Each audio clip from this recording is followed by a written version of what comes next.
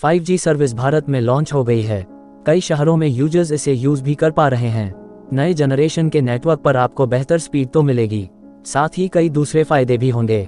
ऐसे ही आपको कई नुकसान भी होंगे, यानी ये सर्विस आपको सिर्फ फायदा ही फायदा नहीं देगी बल्कि इसके कई नुकसान भी होने वाले हैं। हाल में ही कुछ यूजर्स ने शिकायत की है कि 5G नेटवर्क पर उनका डेटा तेजी से खत्म हो रहा है। ये लाजमी है क्योंकि इस पर आपको बेहतर स्पीड और इंटरनेट कनेक्टिविटी मिल रही है, जिसकी वजह से आपका डेटा 4G के मुकाबले जल्दी खत्म होगा। ऐसे ही कुछ नुकसान के बारे में हम आपको बता रहे हैं जो आपको 5G की वजह से झेलने पड़ सकते हैं। तेजी से डेटा खत्म होना।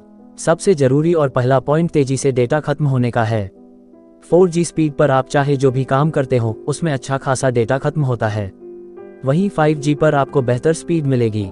ऐसे में शायद आप डेटा लिमिट पर ना ध्यान दें और इस बीच आपका डेटा तेजी से खत्म होगा।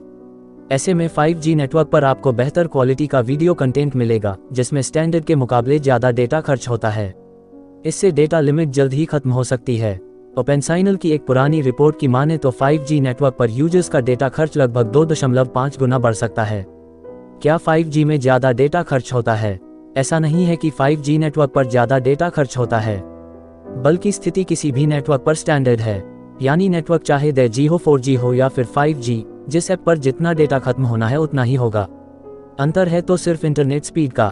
100 मेगाबाइट का कोई एप्लीकेशन डाउनलोड होने में किसी भी नेटवर्क पर 100 मेगाबाइट डेटा ही कंज्यूम करेगा।